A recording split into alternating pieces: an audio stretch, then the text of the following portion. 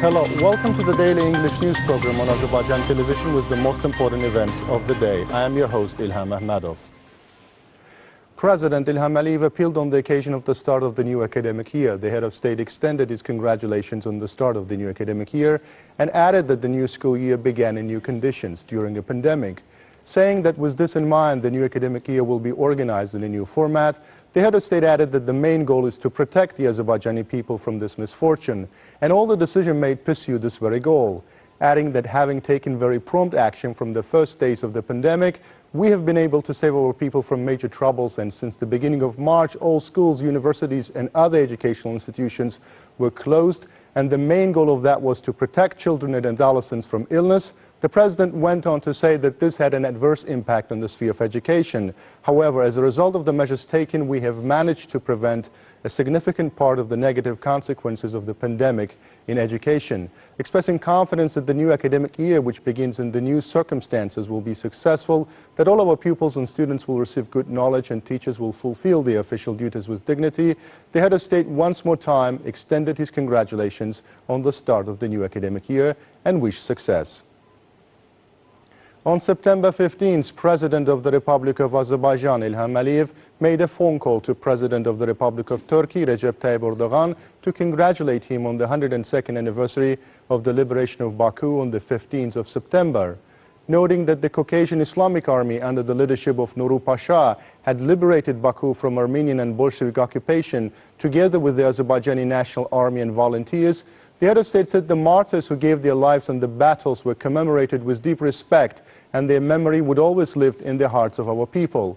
President İlham Əliyev noted that he had sent a congratulatory letter to President Recep Tayyip Erdogan on this significant event. The head of state noted that 15th of September was still celebrated as an example of devotion to the memory of our ancestors. In this regard, events are being held in Baku and various regions of Azerbaijan. President of the Republic of Turkey, Recep Tayyip Erdogan, thanked President İlham Əliyev for the phone call, conveyed his congratulations to President İlham Əliyev, and said that he had also sent a letter to the Azerbaijani president on this occasion. President of the Republic of Turkey underlined the role of the Caucasian Islamic Army led by Nuru Pasha and the Azerbaijani National Army in the liberation of Baku. The heads of state stressed that the two countries had always stood by each other and supported each other in all matters. The military parade held 2 years ago on the occasion of the 100th anniversary of the liberation of Baku was also pointed out during the telephone conversation. The president recalled with pleasure they were watching the military parade with the participation of Azerbaijani and Turkish soldiers. The sides hailed the fact that the relations between the two countries had risen to an even higher level. During the conversation, the president discussed prospects for developing cooperation between Azerbaijan and Turkey in various fields.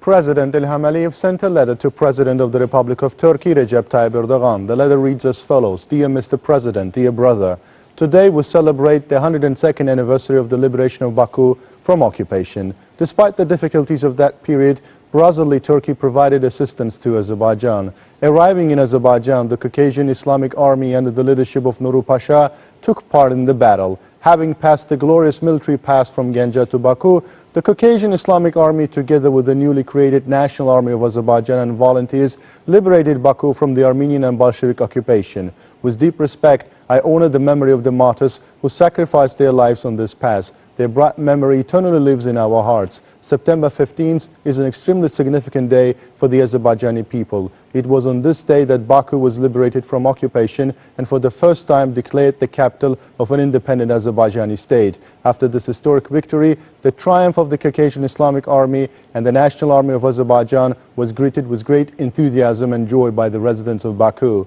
2 years ago, the same enthusiasm and joy reigned in the streets of Baku again. Together with you, we observed the participation of Azerbaijani and Turkish soldiers in the military parade on the occasion of the 100th anniversary of the liberation of Baku from occupation. Of course, this historic event will forever remain in memory. Today, the Azerbaijani-Turkish brotherhood and friendship are an example for the whole world. The fraternal Turkish Republic has demonstrated a decisive stance against the military provocation of Armenia against Azerbaijan on July 12th. The people of Azerbaijan highly appreciate your unequivocal statements in connection with the Tammuz events. Azerbaijan is also always close to fraternal Turkey, and in all matters it demonstrates its support without hesitation. The Azerbaijan-Turkey strategic alliance and partnership is an important factor ensuring peace and security in the region, contributing to the development of cooperation. The relations between our fraternal and friendly countries and peoples are indeed successfully developing and expanding in all spheres in accordance with the slogan of the great leader Heydar Aliyev, "One Nation, Two States." Dear Mr. President, I wish you good health, success in your business, the fraternal people of Turkey, welfare and prosperity. Sincerely, İlham Aliyev, President of the Republic of Azerbaijan.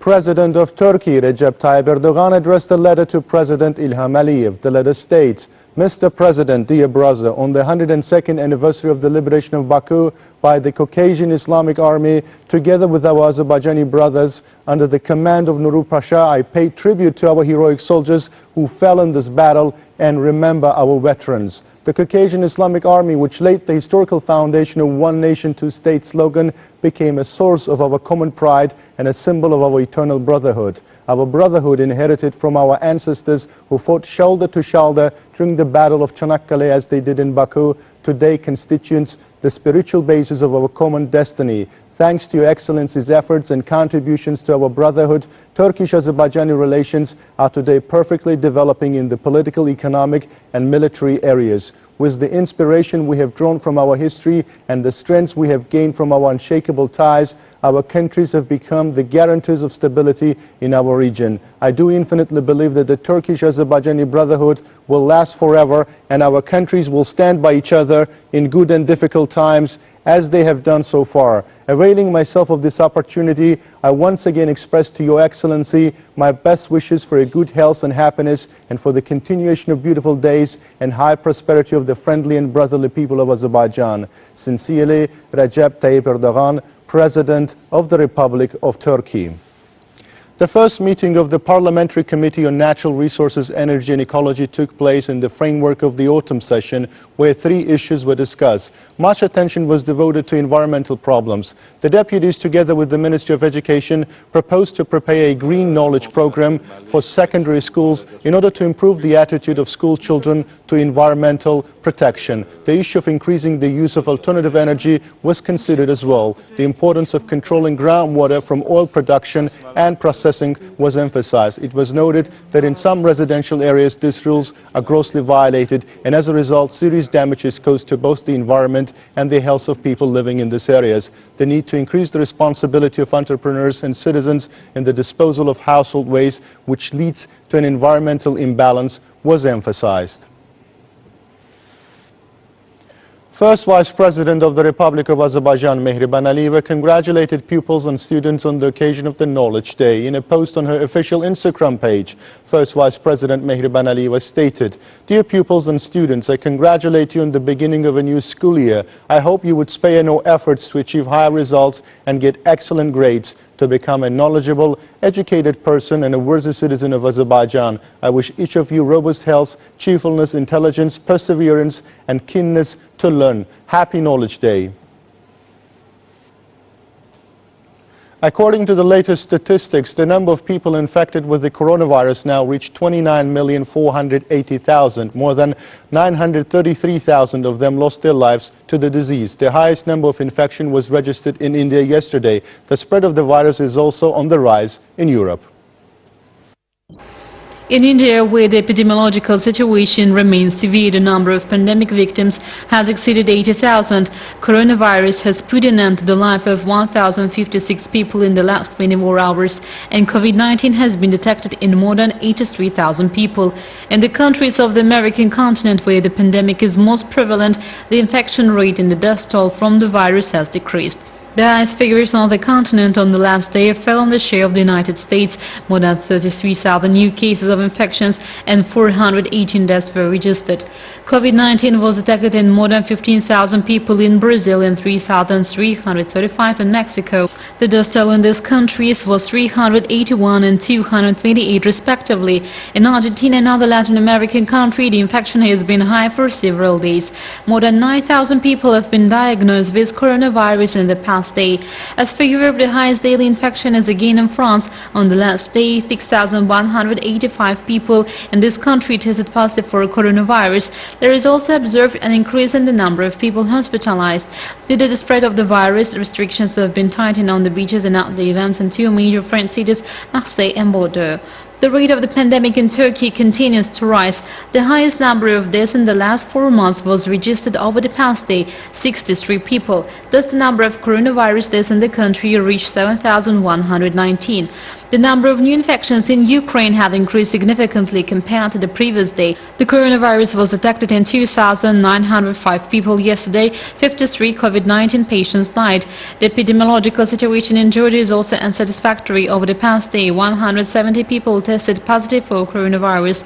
Another country is tightening restrictions due to the number of infections and deaths. Mosques, restaurants, markets and most schools in Jordan will be closed for 2 weeks from September 17. The Global Preparedness Monitoring Board, an independent body set up by the World Health Organization and the World Bank, has released a new report on epidemic preparedness. The document stated that despite calls for investment in pandemic preparedness, strengthening healthcare systems and financial risk planning, little progress has been made in these areas. Director General of the World Health Organization, Tedros Adhanom Ghebreyesus, said that a lot of money was spent on the pandemic in the world, but little was done to prevent the next epidemic. That was all for the day. Thank you for being with us. Goodbye.